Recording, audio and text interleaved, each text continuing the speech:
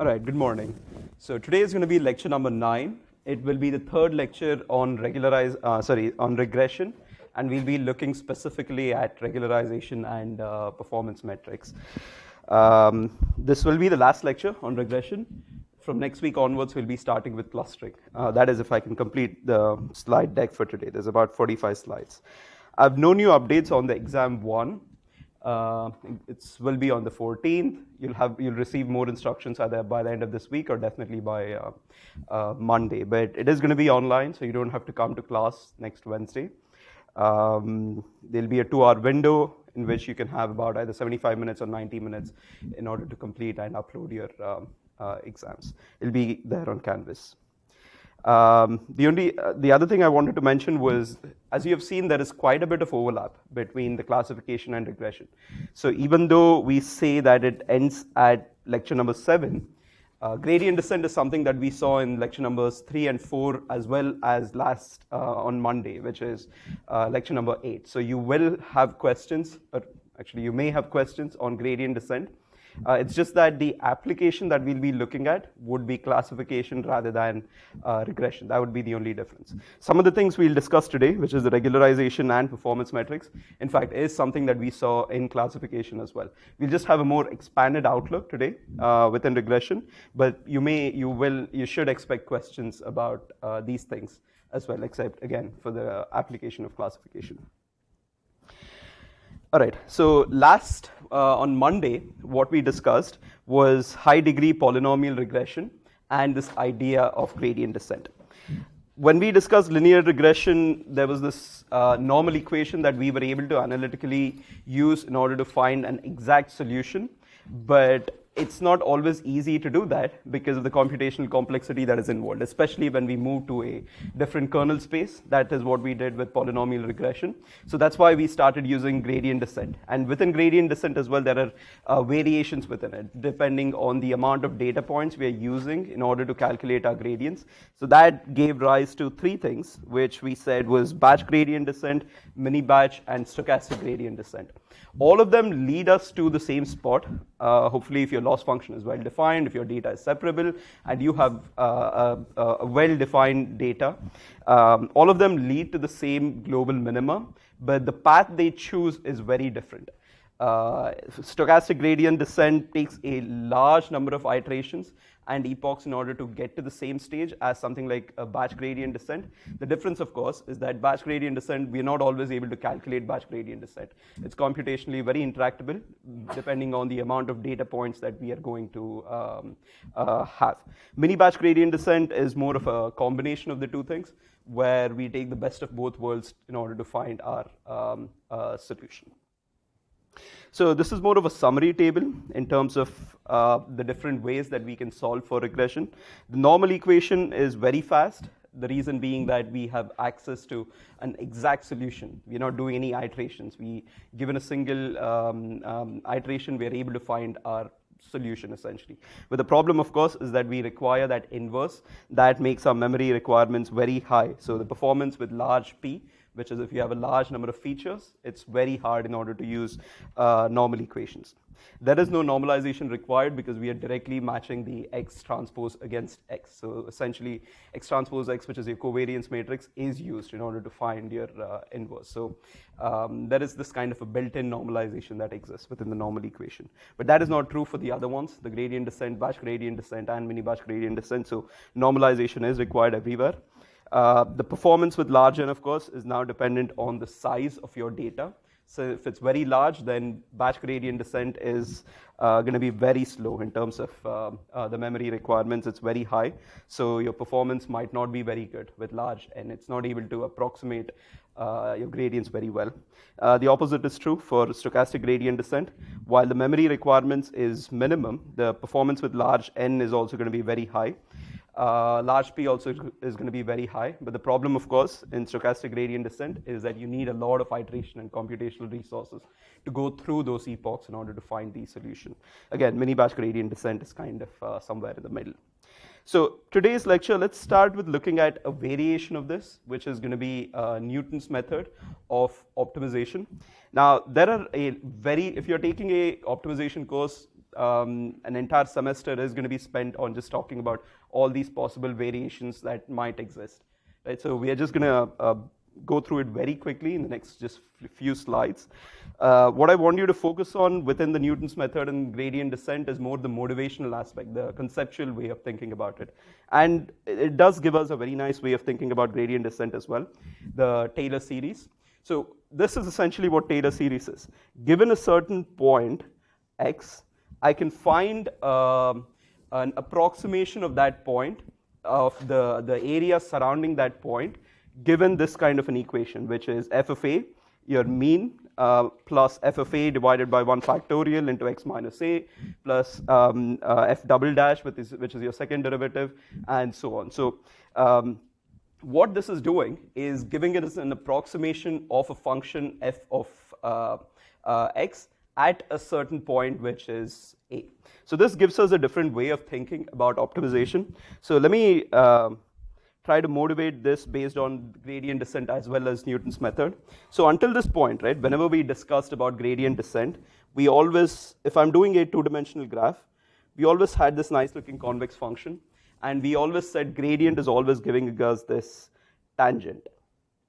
On top of this tangent, now we can move a certain steps. We called that alpha, which was the learning rate. So let's say that I start off at this point. This is my original point.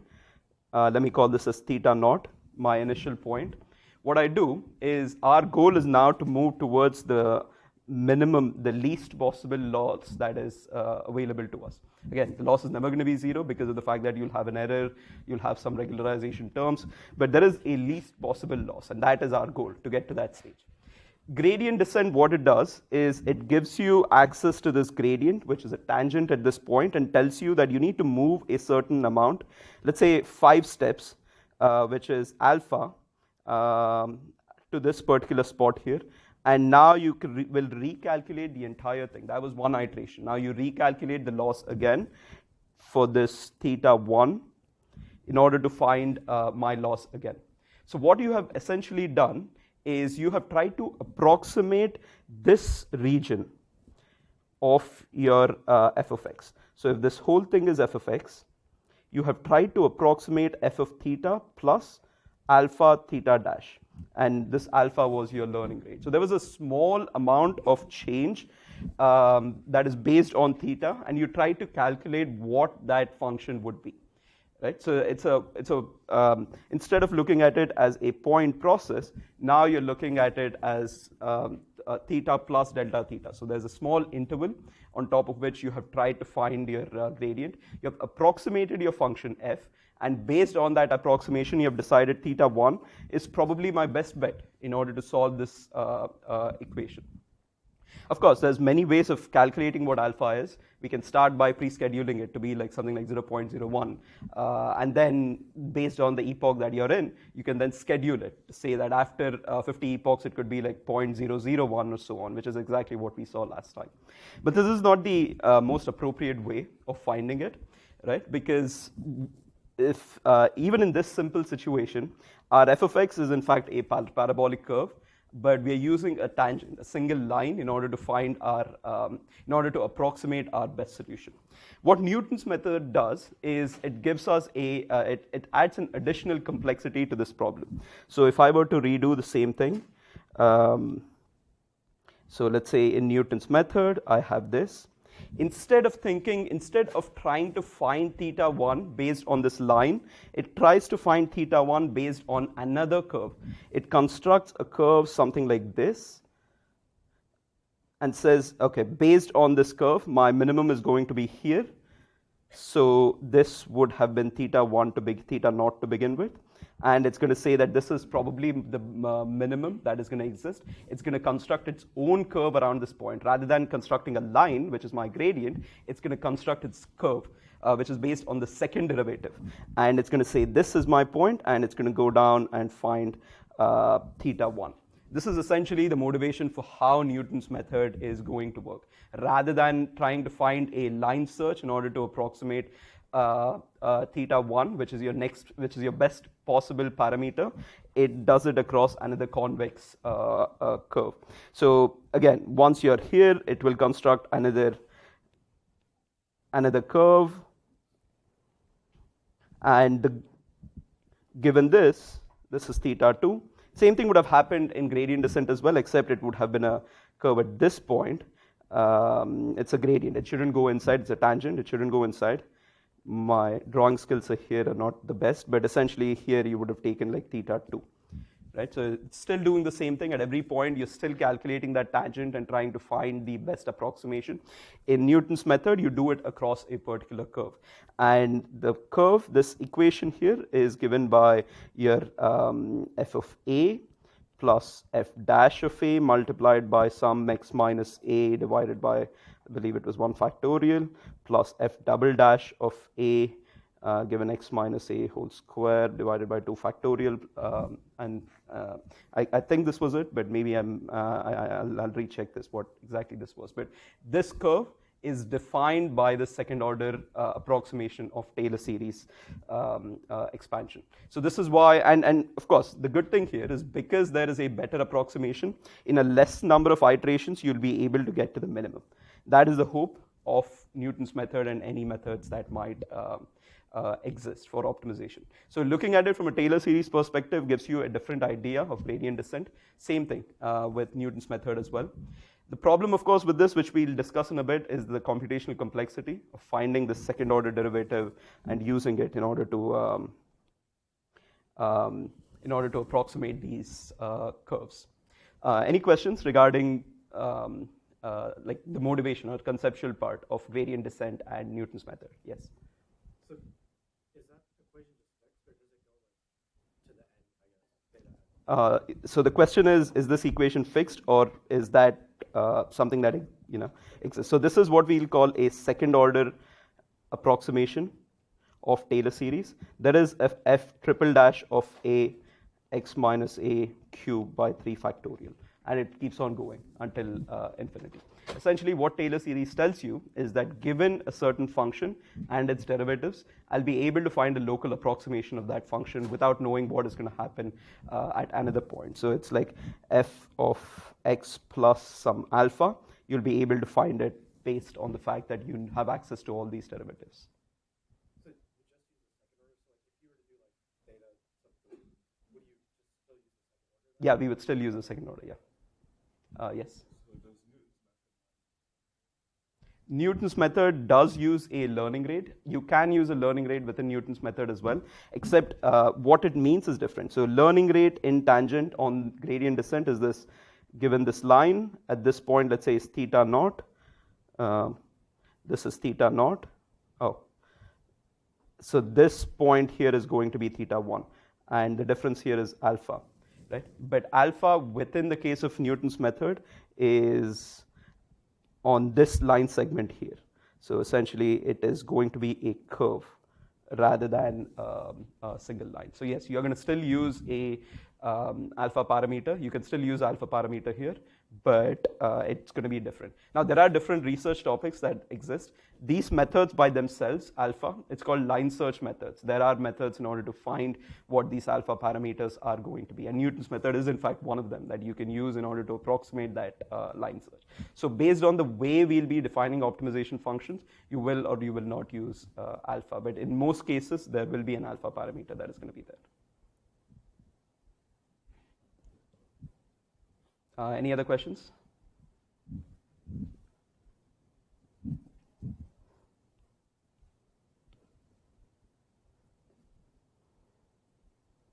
All right, so that was more of a motivational way of thinking, conceptual way of thinking what the difference is between gradient descent and Newton's method. But there is, of course, a lot of math involved. The first is based on the Taylor series expansion, second order expansion, we can create our loss function. Again, this is exactly what we did in the other case, L of theta plus delta theta. Instead of thinking of theta 1 and theta 2, it's theta plus delta of theta. L of theta, this is the first term. Delta theta transpose is this term. f dash of a x minus a, and the next term, which is a quadratic term, is given by x minus a whole square, is this one, which is half delta theta transpose h of theta into delta theta. So yes, question? So in all cases, your delta square is going to be 0, or your delta is going to be 0 if you're using gradient descent. At these points, you're essentially looking at, if you're asking about saddle points, it's a little bit different from what is happening at the minimum, but at the minimum, it is going to be 0.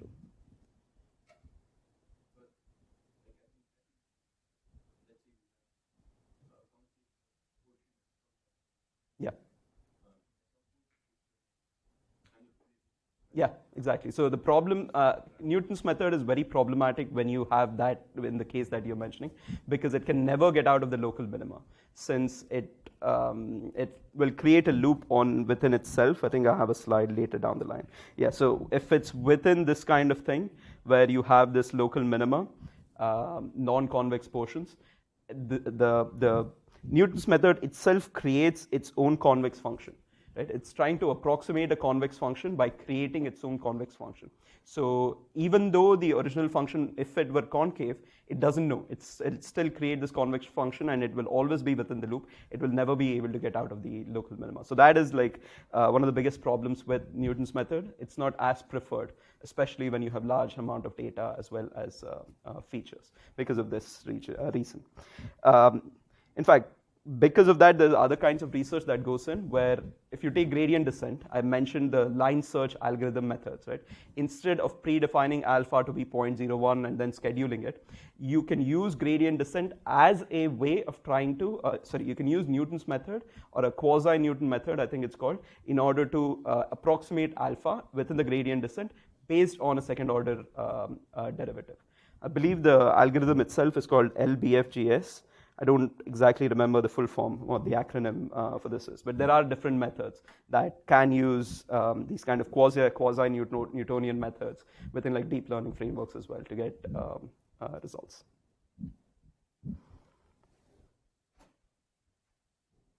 All right, so the extra thing here that we are looking at is h of theta.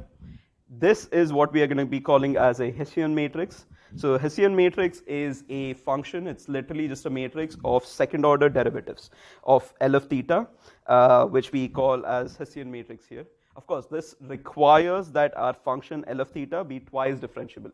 Till now, the only requirement was that it's just differentiable. Of course, it has to be continuous, and then it is differentiable with gradient descent. But as soon as we come to Newton method, we want it to be twice differentiable, because we want to calculate this Hessian matrix of, we want to twice differentiate this loss function. This again is a quadratic approximation. What that means is that we are not using this cubic approximation, that we are not taking f triple transpose, f triple dash, which is a thrice differentiable matrix. So we are only using a quadratic approximation of the Taylor series expansion.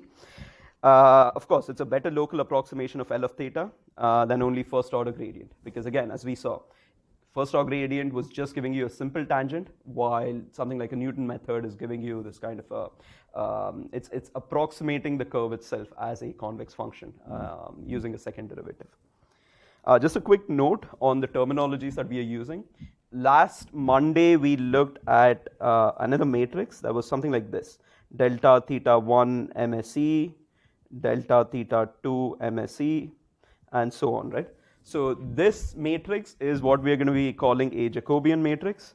And this is different from what we are looking at today, which is our Hessian matrix. Our Hessian matrix is composed of these twice differentiated loss functions, while what we saw before was on a single differential matrix. Another difference, actually I don't know if I should call it the difference, but whenever we discuss this from an optimization perspective, we say a multivariable function. In other words, f is something that is acting on top of a data point which is multivariable. In terms of machine learning speak, it's just means that there are more than one feature. So x1, 1, x1, 2, x1, 3 until x1p is what is a multivariable input. and when you put that into a function, it's going to be a multivariable function, right? But again, it's the number of features. So I can replace n cross n with p cross p, and p variables here, and it would mean the same thing, as it is exactly what you have looked at till now. In fact, I think in the later stages, in the later slides, I do use p cross p instead of n cross n. But if you're reading in an optimization textbook, you're not going to find p. You're always going to find it as, or you're not going to use the word features. You're always going to use the word multivariable functions in this setup. A very simple Hessian is for given x square y plus y square x, you can just find what the Hessian matrix is. In this case, you can twice differentiate x square y plus y square x. This is the dou by dou x square of x square y plus y square x, and the same thing exists. This is a dou by dou x dou y of x square y plus y square x. And you can construct the same things for the other terminologies as well. It's quite straightforward to see why this would be the case. If you just twice differentiate it, you'll get the output as 2y or 2x plus 2y, and so on. So what this tells us, if you just look at the matrix itself, its matrix is positive semi-definite, but when it is symmetric with non-negative eigenvalues. It's quite straightforward to see that the matrix here is symmetric. So this and this are the same, and you'll notice this if you construct more of these matrices. Non-negative eigenvalues, so if you do a singular value decomposition, you'll find that the singular values themselves are going to be non-negative, and you have done something similar in, I believe it was homework number 1, and this is something that will that was released, I believe, yesterday or day before in homework number 3. There are a couple of questions about singular values in that homework as well. So the Newton's method works very similar to the gradient descent algorithm itself. This is the gradient descent algorithm. Theta t plus 1 equals theta t minus alpha dou theta into L theta t at the previous iteration, right? So the same framework, except right now we have a minus h of theta inverse. Sorry, I should take this, which is theta t plus 1 is theta t minus alpha h of theta inverse delta theta L of theta. This is the equation that you need to solve at every iteration. The problem with this equation, actually maybe I shouldn't say problem, but the way this equation works, we have seen that delta theta L of theta, last time we derived this for a least square solution, we had the result be something like, I believe it was 2 by n x of x theta minus y. This was our a result for delta of L theta, simple gradient. H of theta is given by x transpose x, and I believe there's the same scaling function 2 by n. But the more important part here is that h of theta is a function of x transpose x. So the Hessian matrix is, in fact, you need this a very large matrix x transpose x that you need to invert down the line, right? Because there's an h theta of inverse here. So x transpose x gives you this kind of, as we saw before, an n cross n or a p cross p matrix. And depending on the size of capital P, this can get prohibitively expensive. For something like Iris datasets, it's pretty straightforward. Your P cross P is just a 4 cross 4 matrix. But think about how that is going to change with more number of features that are going to be added, which is very common. Again, 4 is not a good dataset with features. In usual machine learning algorithms, we have a very large set of features that we have to deal with, usually very high dimensional data. So it becomes prohibitively expensive having Newton's method, and that's one of the reasons why it is not preferred in many real-world scenarios. Convergence, again, it's faster. Newton's method, if you compare it to like gradient descent, either of the 3 variations, stochastic, batch, or mini batch, in all cases, it is going to be, Newton's method is going to be faster because the quadratic function is a more precise approximation than linear approximation. So in this case, as you see, the quadratic approximation, the amount of distance that you're going to travel because of the way you have defined your curves is going to be more in a Newton's method than it is in simple gradient descent. But of course, apart from the cost itself, the fact that if you are trying to optimize non-convex functions, at concave points, the algorithm can climb to a local maximum or minimum, and it just keeps on oscillating over there. There's no mechanism in order to go back to the original region that was there previously, unless, of course, you force it within your algorithm itself to move back to a certain different stage. Again, on the computational complexity itself, the del square L of theta, the P cross P matrix of second derivatives. So computing its inverse matrix causes scaling issues with input dimensions. As soon as you have more input dimensions or more P values, it is going to be very high. So it's hard to obtain these results. So that is about Newton's method. The method itself, while it's not as applicable, it does lead to a lot of research questions. How do we utilize Newton's method itself within gradient descent? Generally, this is where the research goes into, which is you take your alpha parameter, which is your learning rate in gradient descent, and use it as some kind of a function of Newton's method. And in that case, you're kind of replacing your alpha with your Newton's method, with your second order derivative. Not replacing by itself, but rather you're creating a function out of it. And a lot of research papers go into that. And there are other kinds of ways you can utilize this as well. For instance, we know that we have access to all our previous gradients. So there's this method called momentum. Especially it's used in deep learning, where you don't want to change your gradients too much. And you want to keep a record of whatever was there before. So you create a momentum of how your gradient was changing, and you need to use that as a function within your line search alpha as well. There's AdaGrad, which is adaptive gradients that you can use in order to find alpha. There's Adam optimizer, which you can use again to find this gradient based like alpha parameter, have a better learning rate than just a fixed or a scheduled learning rate. There are multiple ways of trying to find what these methods are going to be. So we saw in one direction, which was Newton's method, that was a very difficult extension, or not a difficult, but computationally more expensive extension of gradient descent. We go the opposite way now. Coordinate search is a much more easier methodology compared to gradient descent. What we do in coordinate search is we have access to P features, right? We just choose one of these features and we optimize it just for that particular feature. We create some kind of a standard basis vector for my features, and I'm going to just optimize that part. So look at this equation here. Theta t plus 1 equals theta t plus alpha e of j. So e of j is, it could be a very standard set of basis vectors. The most standard set, of course, is this 1, 0, 0, 0, 0, 1, 0, 0, 0, 0, 1, 0, 0, and so on.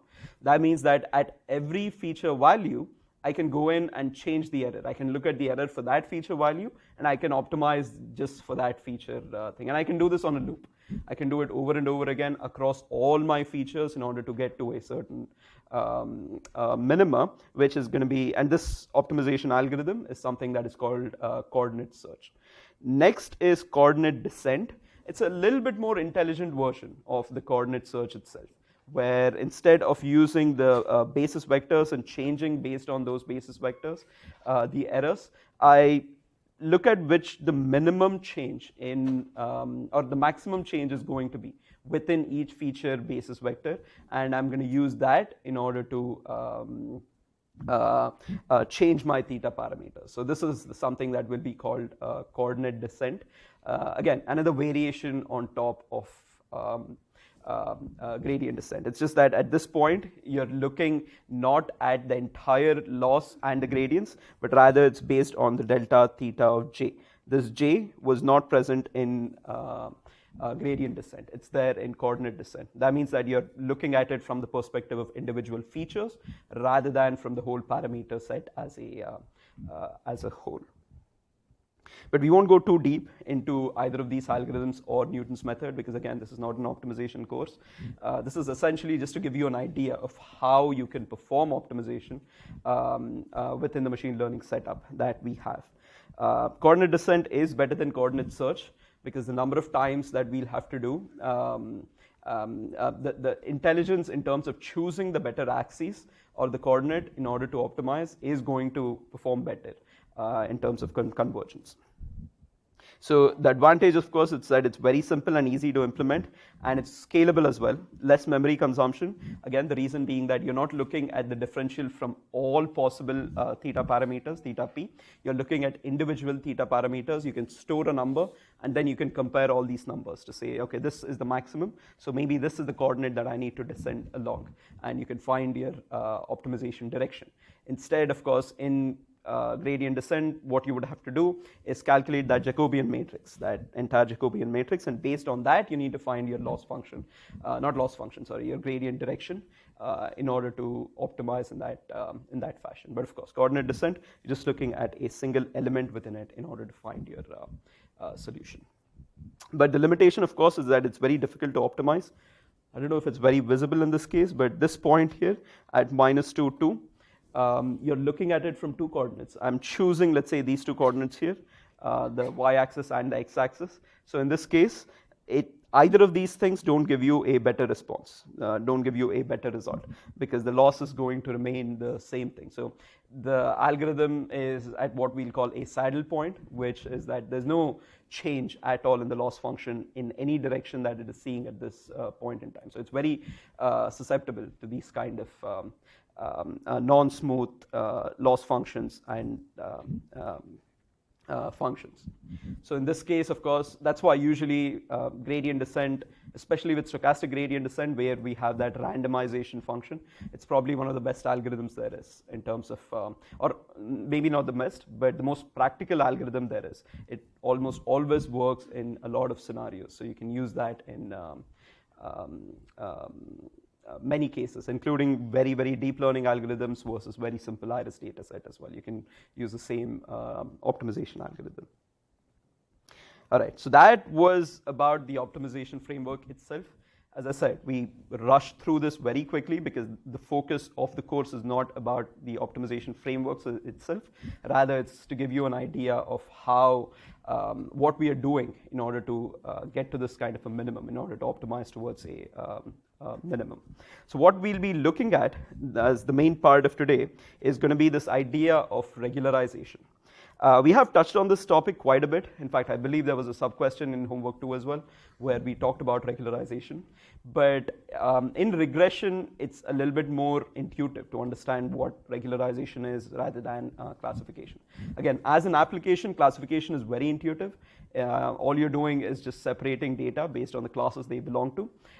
So it's easy to start a course looking at that application as the first thing. But from the math perspective, most of it comes from the regularization community, from the statistics of it.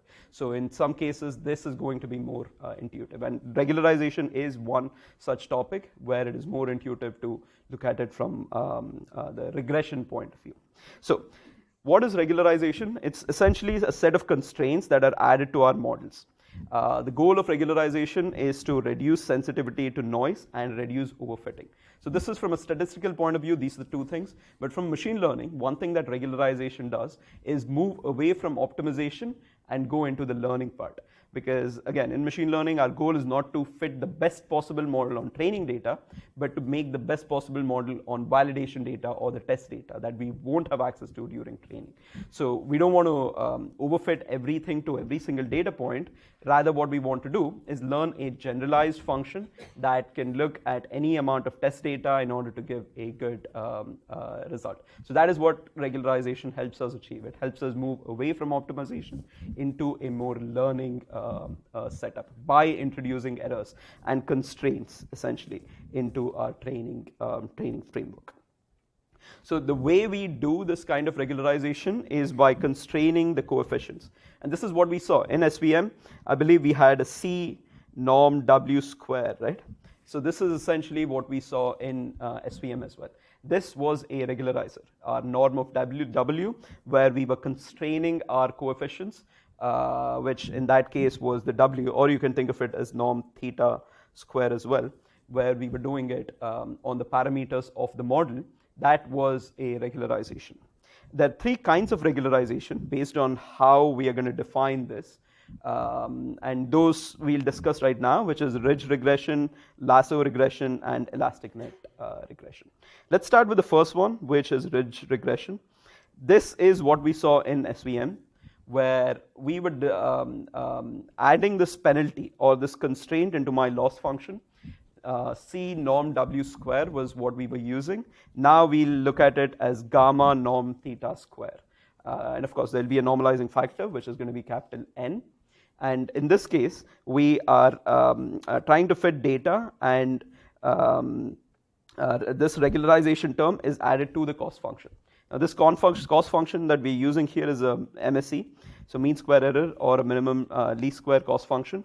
And you can think of this as noise that is added to the features.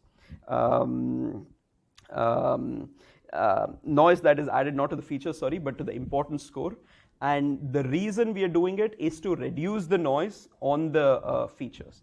And this might seem unintuitive, that if there are noise in our features, we are trying to mitigate it by adding noise to our parameters. But more you think about it and more you experiment with it, you'll see that it makes more sense. In my training data, if I have a lot of noise that is distributed, let's say normally, that means that my features have some noise associated with them.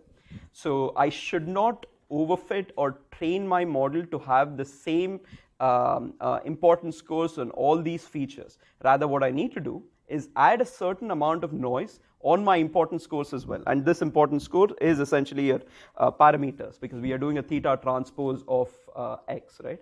So we know that there is noise within my x. So what we do is we just add noise on theta as well. So we are trying to model this kind of a noise that exists in x, or we are trying to mitigate the noise that exists in x by having a noise on top of it. And that noise is our constraint, which is given by this norm of theta square. So that's in the beginning when we say that there is noise added to the features that causes significant change in coefficients, and there are small amounts of available training data that cause overfitting. We'll come to the second point in a little bit. It's more easy to see that geometrically. But the goal for us is right now to mitigate the noise that exists within data. Question?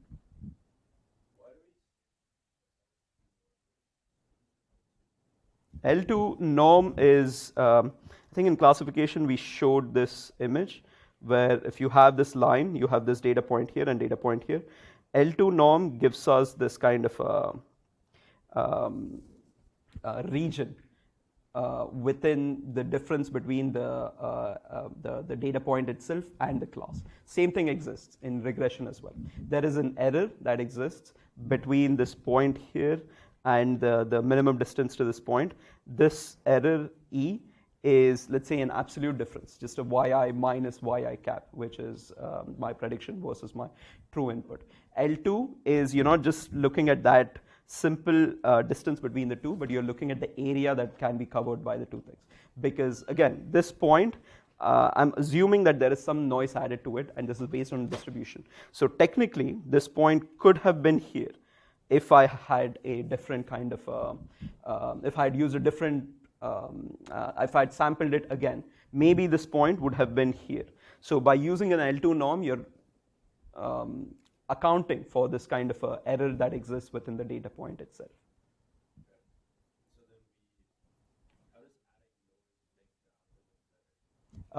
Again, it's a little bit unintuitive. Think of it as a constraint. So maybe this will make it more clearer. So let's say that these points are my data points. So where the x, the square exists, is the actual data point that exists. But then we are adding some kind of noise. We know that there is some kind of noise within our data, hence it can exist across this points here. So all these points, this is 1 sample, this is 2, this is 3. There are 4 samples that I've taken, and because there's an inherent noise that is present within the data distribution, I can get all these things. Here as well, there's 1, 2, 3, 4 that can exist. Now, if I have a model that does not have regularization, the result is going to look something like this. Based on taking 2 points, I'm just fitting a line to it, right? And you can fit a line onto any given 2 points. Then that means it's going to create all these possible line segments. And the variance within these line segments is very high. So that means that if you are creating, you might have created this based on the data you had. I might have created this based on the data I have. And these two are very different looking lines. This is not what we want. when we are doing any kind of a learning algorithm. This is not what we want. Rather, what we want to do is constrain this to be something, if we add a constraint within the optimization framework, that means that it's not looking to create the exact line segment that passes through those points, but creates some kind of a noisy version of those line segments. In other words, what I have is, instead of having y equals mx plus c, at this point, I have y equals m plus some epsilon x plus c. I'm just saying that I'm regularizing my m. So essentially, I have created this kind of a noisy version of my line segment that doesn't fit the data. But when you look at it from the fact that the data points itself are noisy, it gives you this kind of a mean situation where your classifier or your regression algorithm is somewhere in between the two things. Yes.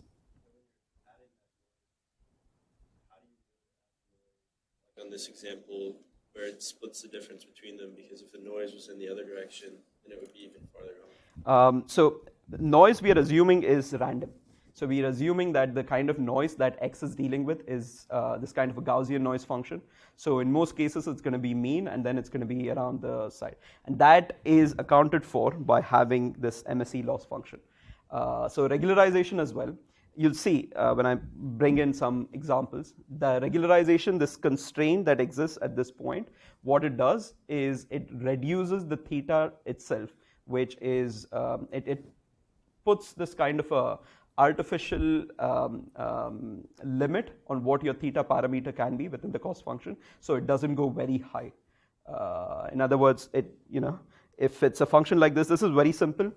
You won't have your theta 1 be very high compared to theta 2. Everything is going to be a more a reduced set of numbers, is essentially what is happening in this case.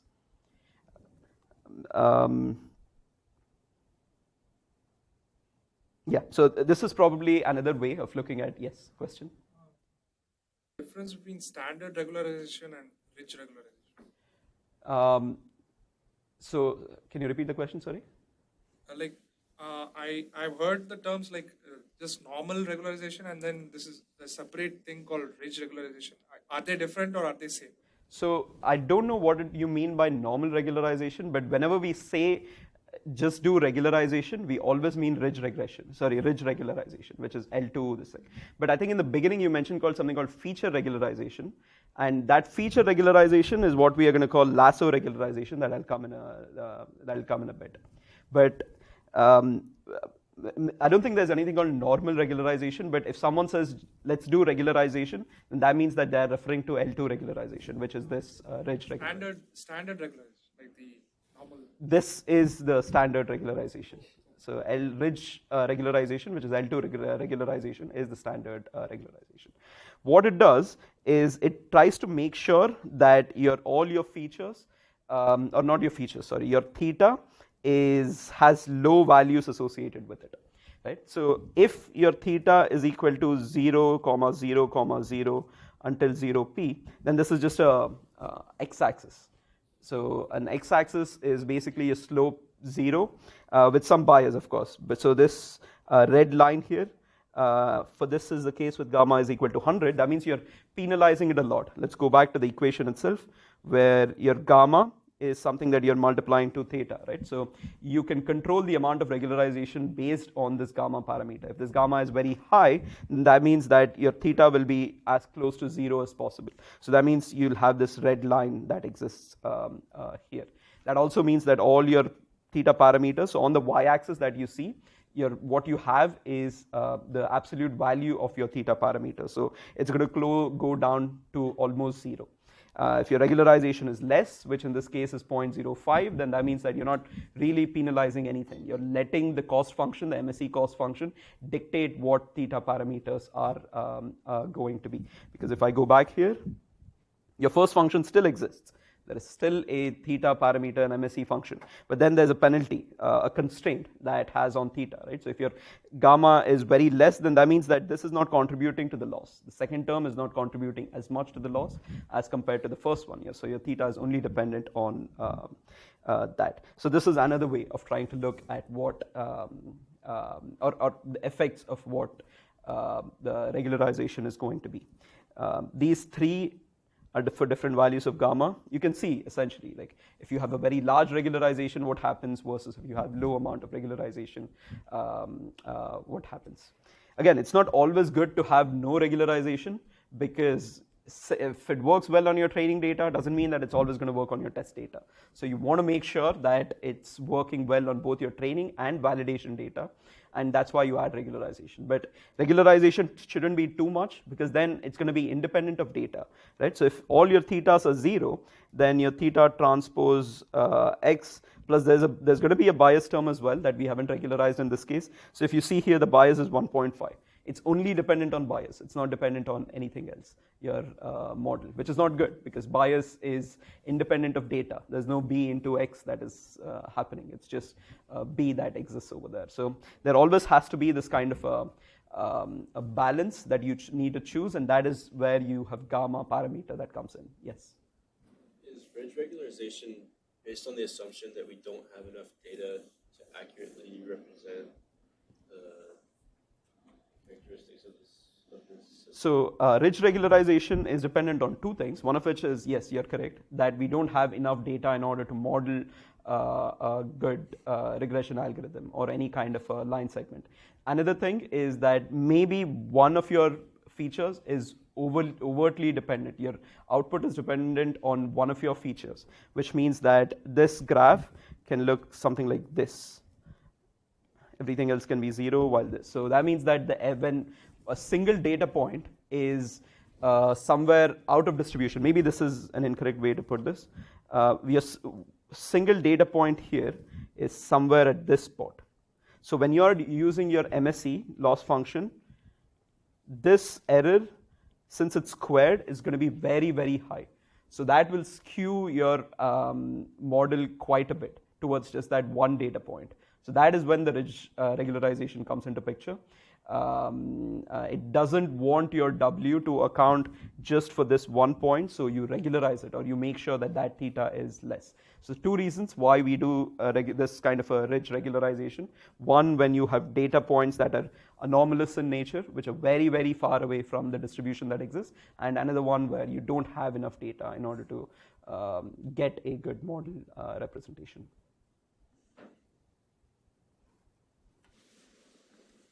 Any other questions? So the math portion of ridge regularization is pretty straightforward. It's what we had before. Our normal equation, all you would have to do is, to the x transpose x, we need to add the gamma parameters. So gamma of I inverse x transpose of y. That is how we can use theta within it. The math is pretty straightforward. If you just follow the exact same thing that we did before, you have y by n theta transpose of theta, which you'll derive from y by n norm of theta square. So again, so theta transpose theta is like a cosine similarity. A transpose b, a dot b, which is a square, is given by ab cos theta. Since you're looking at the same angle, same vectors, your cos theta is 0. So essentially it's going to be theta transpose theta in this particular case. And if you expand it, you'll see that all you would have to do in normal equation is just add gamma to your an identity matrix. So at every point you're adding your gamma parameters. Same thing with gradient descent as well. The only thing we are doing is adding this 2 by n, 2 gamma by n theta. And this is what you did in SVM. You did not actually do the coding for this, but this is what you would have done for the parameter regularization parameter as well. And I believe in logistic regression you did do something similar to this.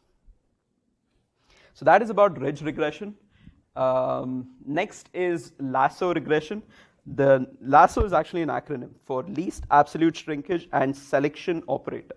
So it's pretty aptly named because we do both these things. So let's talk about the first one, which is the least absolute shrinkage. In this case, what we are doing is, instead of adding a norm square of or L2 norm of theta, we are adding an L1 norm of theta as our regularization framework. So it's gamma sigma j equals 1 to capital P norm of theta j. And I'm not sure if I mentioned this, but you'll always see that we usually take j equals 1 to P. Rather, we won't take j equals 0, or the bias term is generally not regularized because it's not dependent on the data parameter itself. So, and that's a good thing and a bad thing. So there's multiple ways of looking at it. There are many algorithms that don't even use a bias because that it's not easily controllable. But essentially, in lasso regularization, instead of looking at L2 norms, we'll be looking at L1 norms in order to obtain this result. So that is about the least absolute shrinkage. Now, why do we do this, the question? And that is given by the second part of the acronym, which is the selection operator. What we are trying to do in lasso regularization is feature selection. We want to make sure that if we have an output, we want to make sure that the output that is, that the feature that is most dependent, that most gives rise to this output is the one that is being used in order to create this important score. In other words, I want my feature to be something like this. If I have, let's say, 10 different features, all my W's, most of my W's for a given input has to be 0, and only 2 of them should have been activated at a certain time. That is essentially what we will be calling a sparse model. That is, there's only a few non-zero coefficients. And that is what lasso algorithm gives us. It gives us a few non-zero coefficients within my entire theta parameter set. So lasso regression actually can do 2 things, which is it can perform this idea of feature selection and it can do regularization as well. Regularization is it limits your coefficients, it makes sure that they're small, which it is doing by having this kind of a penalty on the L1 norm. But the other thing it does is give you this kind of a feature selection. So as gamma increases, more coefficients of less important features are set to 0. And this is good. This is something that we want in some cases. Our human visual system, for instance, the V1 cortex that we have, it is a sparse model. It takes the visual scene in front of you, breaks it down into a very small, a very large set of basis functions, and it only picks a few of them at a time. Because most things that we see in the world are very low frequency and we will be able to represent them in a very small set of features, very sparse set of features. So that is one way of thinking about this lasso regression, where we don't need a lot of features for most data points. There will be some data points, of course, some anomalous ones that require these different set of features and they have to be activated at the time, but in most cases we want a sparse set of coefficients, and L1 regularization or lasso regularization helps us achieve this framework. So this is more of a regarding the value itself. As we mentioned, a lot of the W values will go towards 0 as your gamma keeps on increasing, and that is what you see. This is same with theta as well. When we did the the ridge regression, the theta was becoming all zeros, right? And it was becoming a X line. And that is what gamma always does, which is that it always tries to make the thing as similar to 0 as possible. Except that if you looked at this, you had this kind of a value throughout. The difference in lasso is going to be that this is going to be very high. I don't know how much this is. This is 800. So let's just take this to be something like 200,000, while all others are going to be 0.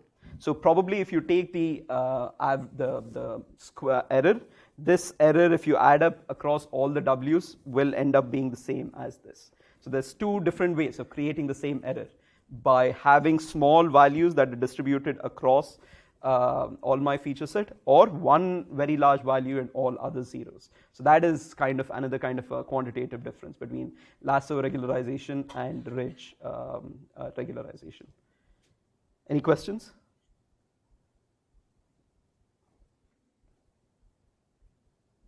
Yes. If our goal is to set certain features to 0, why do we choose so many features to begin with?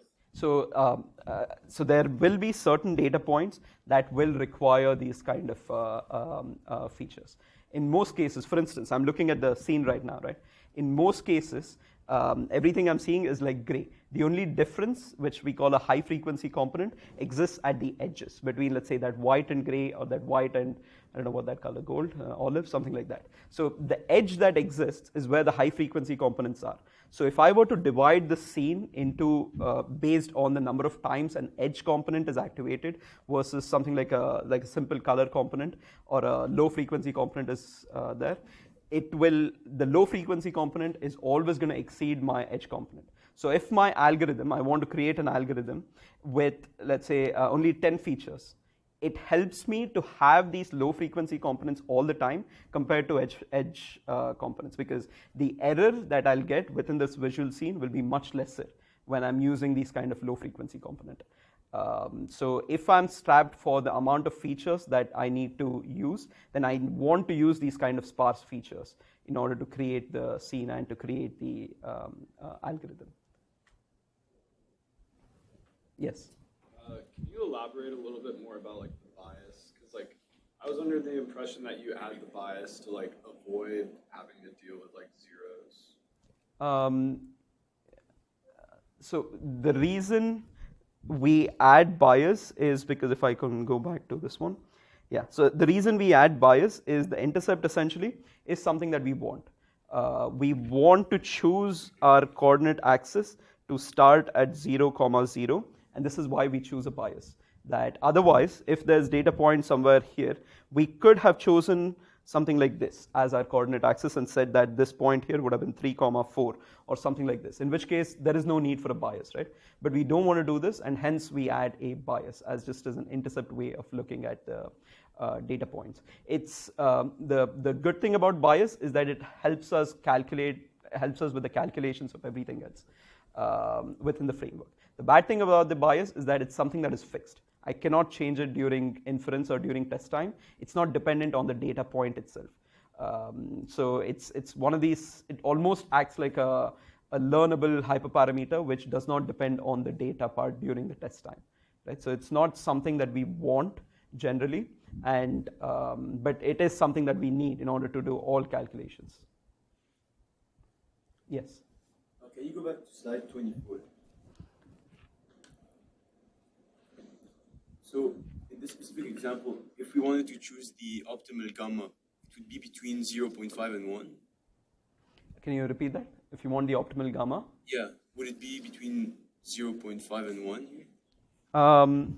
It's very application dependent. So you're asking the question, what would be the optimal gamma in this particular case? Yes. It's very dependent on the application. Generally, gamma is always set to something like 0.1 and 0.01 and so on. In this case, this is a very specialized case that we are doing. So in this particular case, if you want something, I would say something like 1 would be a good gamma in this case. And this is a toy example, by the way, so it's not representative of a real world scenario that you'll see in homeworks or anything else. Yes? What about that is telling you that 1 would be a good gamma? So you don't want it to be something greater than 2, because it's really, there's no difference in this case between which is green, W2 and W4. Right? You start off by looking at 2 of these things where all of them are giving you the same amount of weights, which is in this case going to be 0. So there's no point in having chosen those set of weights. So that by itself will tell me that anything below this point is going to be a good gamma. So we would have chosen these features. It's just that we are not using them for this particular point, for this particular data x. So for x1, maybe you're somewhere at this stage. For x2, different things are activated. You want to make sure that you have all w's available. It's just that they are going to be 0 during test time for given x data points. Any other questions? Yes? Do you have to choose data manually, like the ones you want to penalize? No, not really. So that is something that the algorithm itself will start doing by itself. So it knows that I know what my output y is. I know what my x is, and someone has come and given me the set of parameters theta. So it knows that it needs to select as few or as sparse set of theta parameters as possible in order to represent y. So that is where the error comes in, right? If I go back here, there's two ways of getting the same error. Either I can distribute my error across all thetas, or I can store my error in one theta and make everything else 0. Okay. Or not just error, modeling, basically. Maybe modeling is the right word. So then in slide 23, the summation term, how would you like term like where J starts and where P ends? Oh no, so you are penalizing everything. The algorithm knows that for this particular data point, it is using these set of parameters theta. So it needs to select the thetas within the thing in order to provide it the certain amount of importance.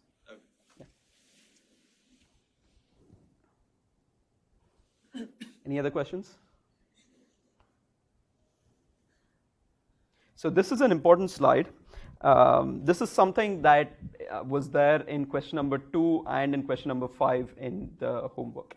The idea is that now we have this L1 norm, which is sigma theta of j, sigma norm theta of j, right?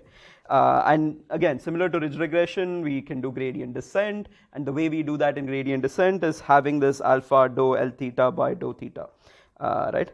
But there is a problem with this, which is that if I look at what ridge regression, lasso regression, the formula, if I graph it, it is looking something like this. The problem with this is that at this point 0, it's not differentiable. And we need it to be differentiable in a gradient descent kind of an algorithm because we have that formula, right? So it is not possible to directly differentiate this kind of a L1 norm and use it within my optimization framework. And this should be familiar to you because this is what you did with hinge loss as well. The loss, if you plot it, is something like this. Below a certain value, it is given by 0. After a certain value, it is given by, what was it? It's like W transpose X into Y or something like that, right? So we have a cost function, which is hinge loss, and we have this kind of a regularization term, which is L1, both of which are non-differentiable. And we have some techniques that we use in order to do this. The first one being this idea of subgradients, where it is piecewise differentiable at different spots. So from minus infinity to 0, it is differentiable, right? It's just a straight line. And from 0 to infinity, it's again differentiable. So it is again a straight line. Same thing with the hinge loss as well. So then we can construct this kind of a gamma, sine theta 1, sine theta 2, sine theta p, and where your sine theta j is given by 1 if its theta j is greater than 0, or minus 1 if theta j is less than 0. And this is exactly what you did in hinge loss as well, though I believe there it was 0 and 1 instead of 1 and minus 1, because here everything would have been 0. Or this is exactly what you should have done in homework number 5, in question number 5 and question number 2. We kind of alluded to it in question 5, where we said try to do it in a for loop, which is where you're taking every single point separately in order to find your result and then add it or subtract it from the gradient, or do any kind of functioning on top of it, right? So in L1 regularization, we have the same problem, which is that it is not differentiable, and in order to make it differentiable, you need to create these kind of subgradients within the framework to do your optimization thing. So in this case, it's very simple. All we are doing is just a sine. We can use that within the subgradient. Same thing with the hinge loss as well. If it's basically a sine if it is greater than 0, and it's 0 if it's less than 0, and you would be able to do the differential framework and get the gradients. So the difference between ridge regression, I always keep saying regression instead of regularization, but the difference between, I'll use L2 and L1 because it's more, I'm more used to saying something like that. L2 regularization is ridge regularization. L1 regularization is lasso regularization. So this is essentially L1, and this is L2. So this is the contour maps for L1 and L2 regularizations. The underlying things that you see in blue, green here, this is the underlying part, is the MSE loss function. But these overlaid contour plots are for L1 regularization. Right? So the reason it is like this kind of a diamond shape, is because if you actually do the plotter, if you plot it in terms of, either you can use Matplotlib, MATLAB, you'll see that it has this kind of a diamond thing going on, which basically means that the distance from the center to each point in this contour plot is going to be the same. Right? And this is true for this kind of absolute distance. So if I have something like this point here is 1, 0, this point here is 0, 1. Both of these points are equidistant from 0. And if I were using something like L2 loss or L2 regularization, then this point here, which is given by root 2, root 2, is at the same point as this. So if you extrapolate it, what you'll find is that it's has this kind of a circular thing, which makes sense, that every point from the circle is equidistant from the center. If you do the same thing for L1, it looks something like this. So all points in this kind of a diamond shape are equidistant from the center, which doesn't make sense when you put the squared function, which is your L2 squared function, but it does when you put the absolute distance, which is the L1 square. Reason being that we are going a certain distance, we are going the same distance here, and that is equidistant because you're looking at it from an absolute distance rather than a squared distance. So in the contour plots, what you'll see is that your L1 regularization or L1 penalty has this kind of a diamond shape thing. And if you do the actual optimization for just the regularization part, this is how it's going to look like for L1, where your points, hopefully this is clearer, but you're moving across a single dimension and then you're moving across another dimension. So this is going to be 0. It knows that given this particular data point, my coordinate theta naught is going to be 0, or I don't need to weight it at all, and then it's going to move in a different direction, then move towards the optimal point that can exist, which is not true for something like, where is L2? Yes, which is not true for something like L2. It's not going across a single dimension, or it's not going across a single axis or a feature in order to get to your optimal point. Rather, it's moving, it's going across both the points in order to get to your optimal point. Both the cases, you get to your optimal point. It's just that the path you take and the features you're using. Right? In this case, you're just using a single feature in your L1 regularization, but L2 regularization you're not. You're using multiple features in order to get to the same point. And this is how feature selection is happening within this framework. Again, if you actually do the contour plots, this will make more sense. If you work with contour plots, this will make more sense in trying to see why feature selection is happening within this entire framework. So that is about lasso regularization. Any questions?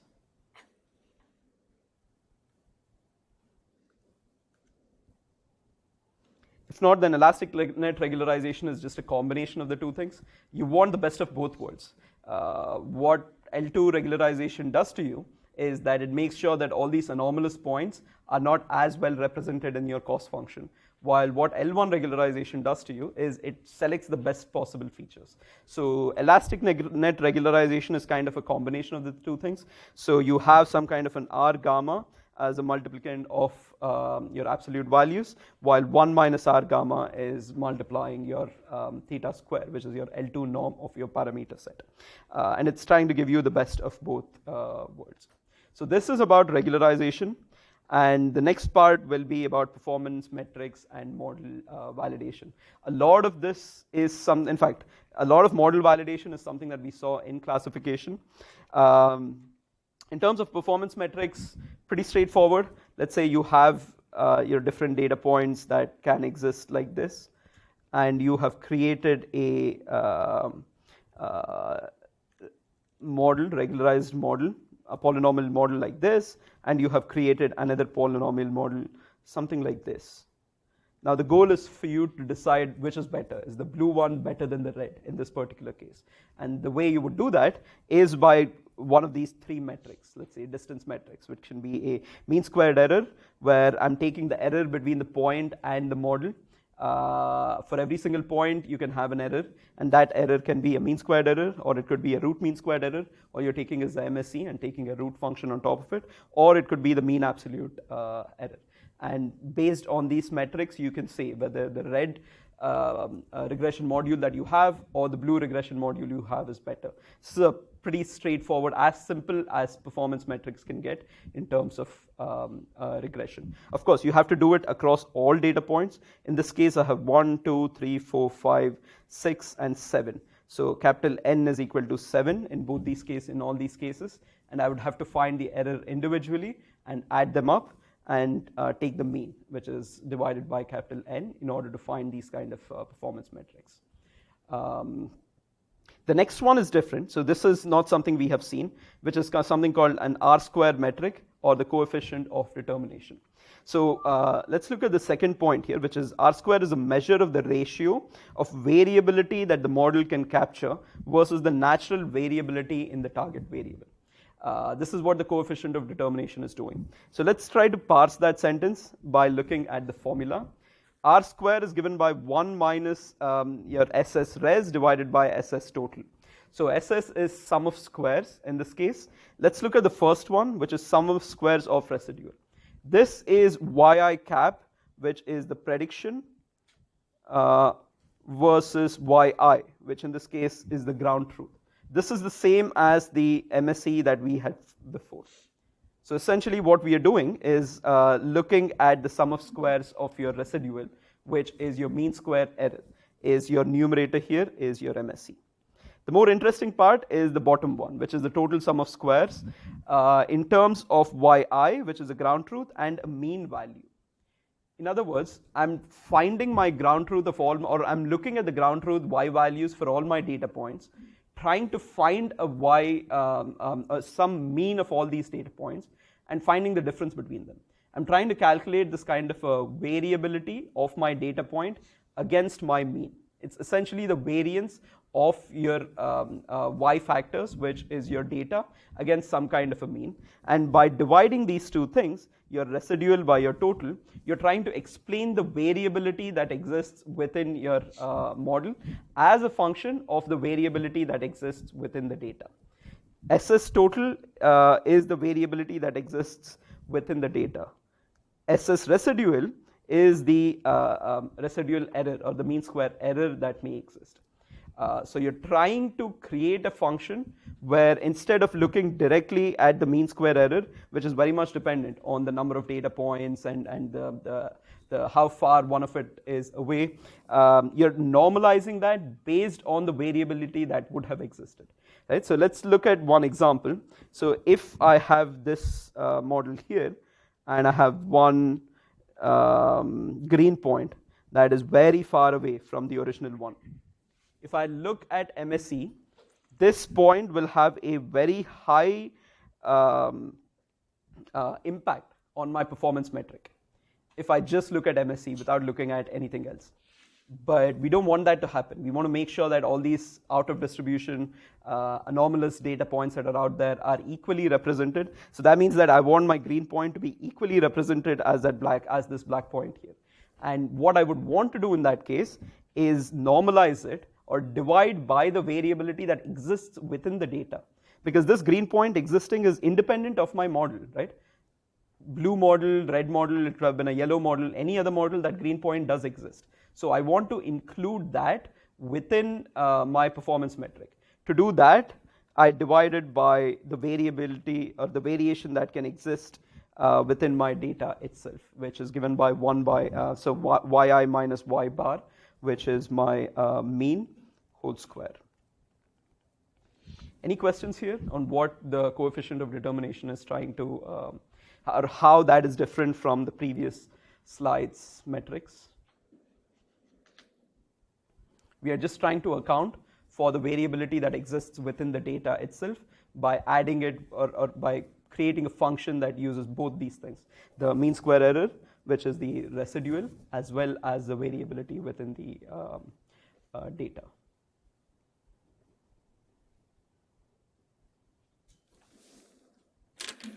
All right. If not, then we'll discuss about the model validation part in the beginning of next class. Most of this is something we have seen. The only difference is going to be the bias variance trade-off. It shouldn't take too long. So after that, we'll start the clustering algorithms. And again, I'll have more details about the exam itself on either as an announcement on Friday or next Monday. We'll do it along with the clustering part.